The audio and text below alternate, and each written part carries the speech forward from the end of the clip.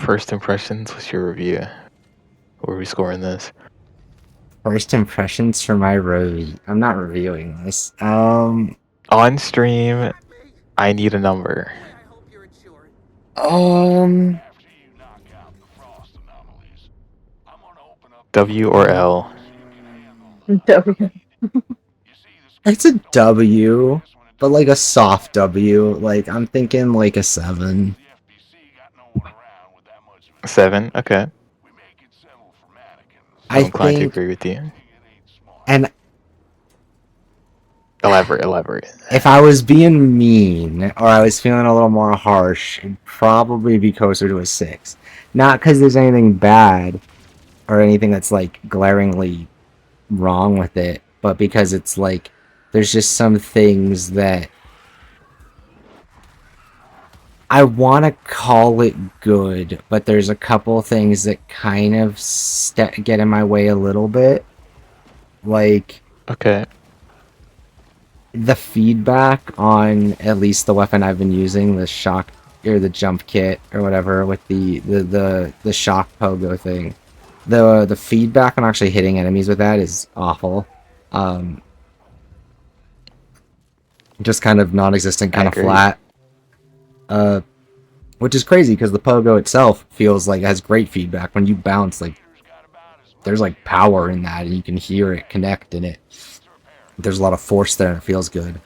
And I like everything that they're doing, but it all just feels a bit bare bones. Like it feels like it really needs some meat on the bones. It really needs some fleshing out. I think there needs to be a deeper layer of progression. I think there needs to be the fact that the missions aren't randomized, like, okay, the corrupted items will be, but the fact that the missions themselves are linear and not randomized in their, like, overall layout and structure, I think really demands if you're not going to have infinite replayability via procedurally generated levels or tile sets, I think you need to aim for it via scaling, like what Darktide does with Havoc. Just because, yeah, it just feels a little bare bones. Like, I like it, I'm enjoying it, but but there's a part of me that's like, in the past, this is the kind of game I would have set down because I could see the end of the line, or I could see the finish line way too soon. Right, where like I wouldn't have even made it to the finish line in the past because I would have been like, oh, this is the kind of thing that by its nature I want to play a lot of and get really into, and I don't want the finish line to be something within sight as soon as I start the game. But it's like we're day one, and I'm like, all that's left now is to knock out the last few missions. Like, all that's left is to go through each of the 4 we haven't done yet with full corrupted items on or whatever, and then or 3 that we haven't done yet with full corrupted items, and then we've essentially cleared all the content in the game for all intents and purposes. And I think that that's fine. A lot of games you clear all the content relatively quickly. It's the incentive to keep chasing it or to keep grinding it is generally increasing scaling and challenge, or a certain level of randomness and proceduralness to it that keeps it fresh on each run. Like, I think the foundation here is really solid. I'm a little surprised that they felt this was enough to ship with based on the model they're talking about doing, right? If this is the thing where, like, it's gonna get an update in 2 weeks, and then an update 2 weeks later, and then an update a month after that, right? Then, sure, this is fine if this was, like, a true live service in that sense. But based on their slower rollout and their, like, longer-term plans being a little bit more modest, it just feels, yeah, it feels a little bare bones. Like, it's all fun, it's all well done. There's some things, you know, they could improve the weapon feedback a little bit, improve the, like, variety of encounters, because there's really only one boss fight. Like, I think the thing I'm kind of stuck on is what were they going for here, or like what made them in the testing or in the concepting phase of this go, fuck yeah, this is awesome. We're gonna see this all the way through, right? Because right now, as much as I love the aesthetic and the theme and the genre, it doesn't really have a wow factor. Like, it's missing, a big selling point. Like, you could be like, well, the kits. I'm like, yeah. And in every other game, those are called classes. Like, they're, like, it's, and they're not really, like you said, they're not really modular enough to really make me feel like they're unique in their.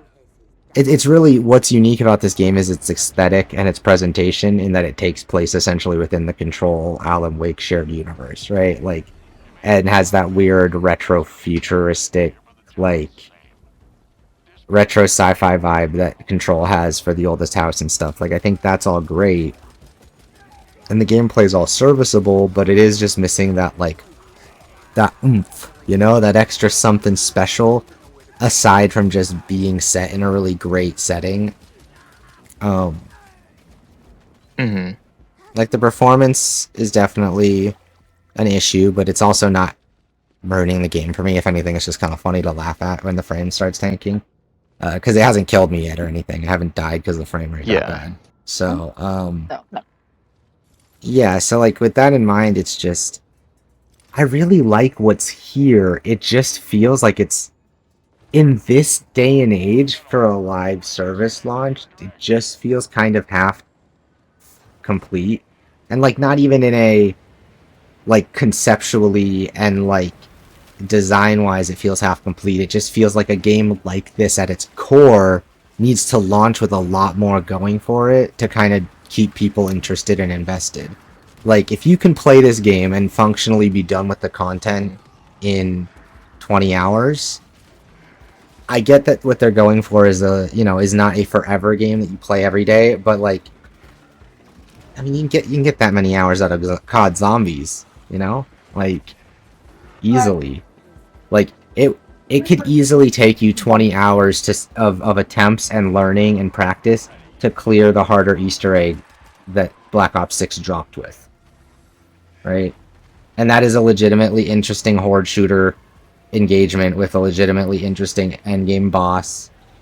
And, like, the process to get there is fun and consistently engaging. So it's like, if you're gonna model, like, I think Zombies, I think Darktide, I think other horde shooters, I'm just like, this just doesn't feel like it has enough meat on the bones as a whole.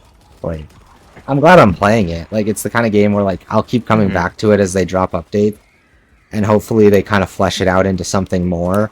But, like, if this is all it is and all that it's gonna be, aside from one new mission every season, or every 3 to 4 months, like, I'm kind of wondering what made them have so much excitement for this. Like, because the concept is very exciting. The execution leaves a bit to be desired. Yeah, I agree. That's kind of my overall stance, is that I like the idea, I like the concept of it. I'm very much positive on this being a thing that improves, and I like it, and I want it to be really good, but it's honestly not quite there yet. Like, if I was playing solo, like, if I'm just being real, I would have, if I didn't have you guys to play this with, and I hadn't known from frame one that I would be playing it with my friends, I would have tried this on PS Extra. I would have hopped in, probably done several missions, seen the total gamut of scaling and stuff, and how, like, it progresses, and I would have been like, oh, there's not as much here as I thought, and I probably would have been like, yeah, like, I mean, I'm basically like, okay, because we're all enjoying, like, running through it and stuff, I'll probably be like, okay, let's hit max level or whatever, get the perks, finish doing the corrupted items stuff, and then, like, I'm like, at 15 hours, I will probably be pretty much done with this for the foreseeable future. And that's kind of crazy for a horde shooter that's positioning itself as a pseudo live service type game. Fair.